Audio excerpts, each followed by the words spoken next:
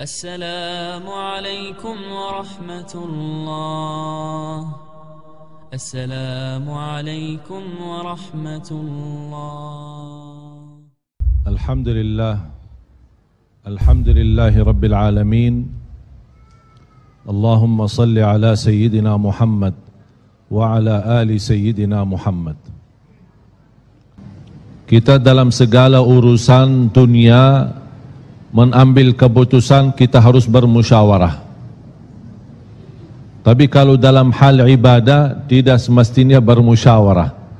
Artinya kalau kita mau laksanakan kewajiban kita, masa kita bermusyawarah dulu?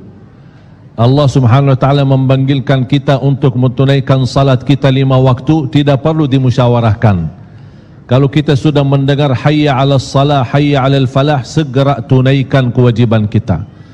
Kalau kita perhatikan dalam Al-Quran, banyak ayat-ayat yang Allah Subhanahu wa taala ikatkan salat dengan zakat, atau bahasa lain salat dengan infak, sebagaimana firman Allah Subhanahu wa taala di suratul Baqarah, dan saya yakin semuanya hafal. A'udzu billahi minasyaitonir rajim. Bismillahirrahmanirrahim. Alif Lam Mim.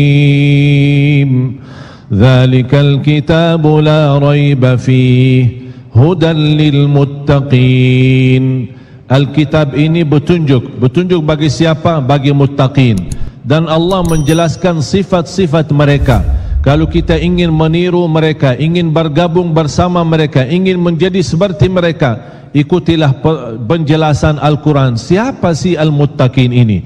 Allah Subhanahu wa taala sebutkan, alladzina yu'minuna bil ghaibi wa yuqimuna as-salata wa mimma razaqnahum yunfiqun.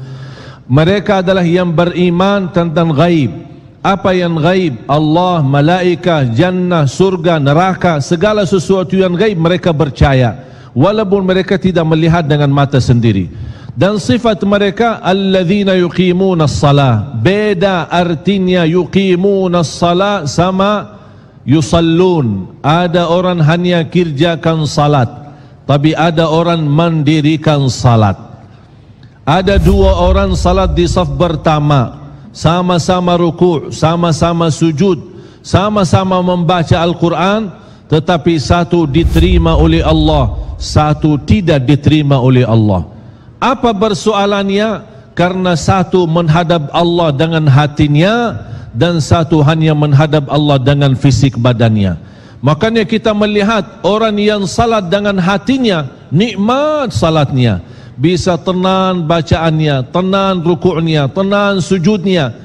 Beda sama orang yang buru-buru melaksanakan salat.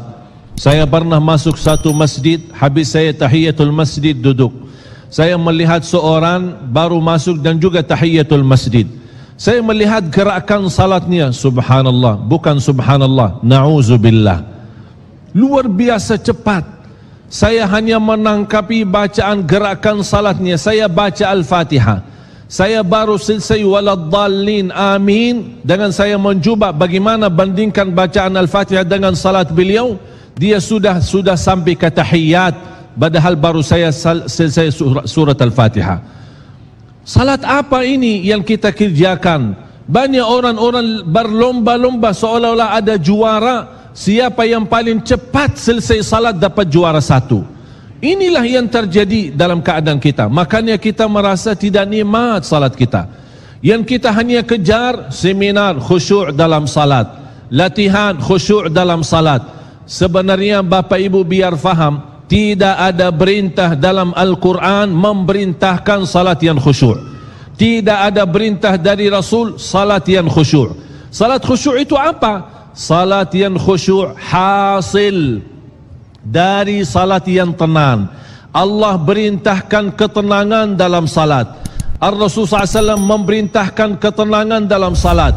Kalau sifat khusyuk adalah sifat orang mukmin yang melaksanakan salat tumaknina. Qad aflahal mu'minun alladzina hum fi salatihim khashi'un.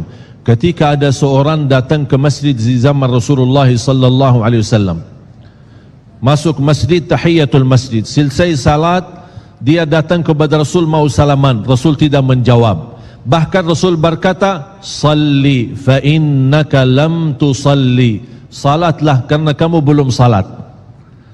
Dia pergi ke depan, salat lagi, selesai balik lagi bertemu Rasul. Mau salaman, Rasulullah SAW tidak menjawab. Salli fa innaka lam tusalli, salat dulu karena kamu belum salat. Sampai 3 kali dikasih tahu oleh Rasulullah SAW. Akhirnya orang berkata, mohon maaf ya Rasulullah, saya tidak tahu selain ini salatku.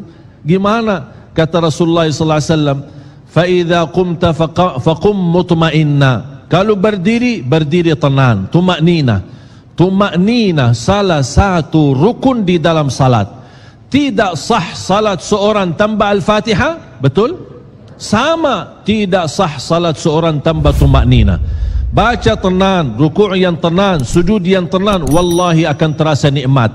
Dari hasil ketenangan dan upaya dan ikhtiar kita akan muncullah rasa khusyuk. Karena khusyuk bukan sesuatu yang datang dari luar, tapi khusyuk sudah ada di dalam hati. Tinggal bagaimana cara dikelola, bagaimana bisa dikembangkan cara salat yang tenang.